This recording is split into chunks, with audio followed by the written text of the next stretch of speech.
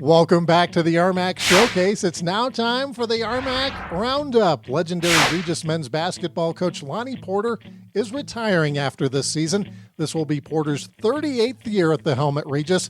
He has more than 500 career victories, the most of any collegiate basketball coach in the state of Colorado's history. Several former RMAC football players were in NFL training camps this summer.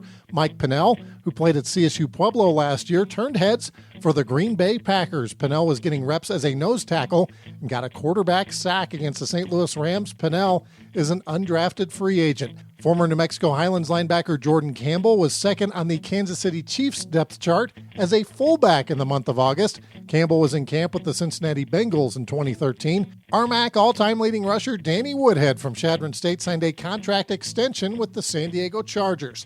Last year, he had a career-high 76 catches and 6 receiving touchdowns for the Bolts. That's the second most touchdown grabs by any running back in the NFL last year. His new deal keeps him in San Diego through 2016. 3 other RMAC players were also in NFL training camps this summer, and that is your RMAC Roundup.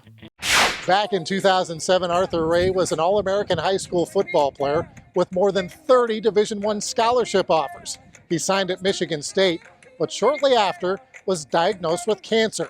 Now, Arthur is continuing his college football career as a player at Fort Lewis College.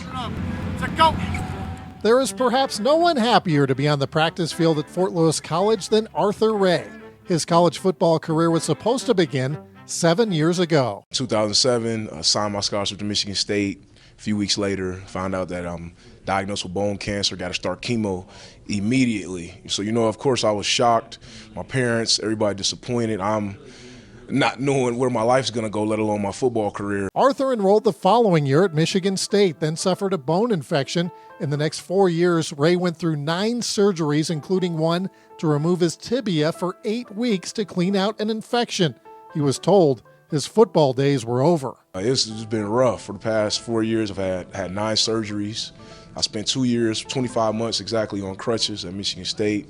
And, it was a tough journey, a lot of negativity. In 2011, 4 years after he signed at Michigan State, Arthur finally suited up for the Spartans. There were question marks on, will my leg hold up? And, a lot of people didn't think I'd make it through the summer and even make it through fall camp. Hey, this is Arthur's first time doing this. We really got to hear this now. Here we go. Ready? Right now! On the day of their opening game, head coach Mark D'Antonio had some news to share. Arthur Ray, stand up.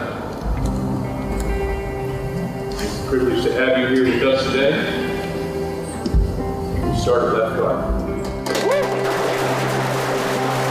I finally walked back on the field at Michigan State, and I had the opportunity to start that first game, played the first play, and that was special for me. It was a special moment.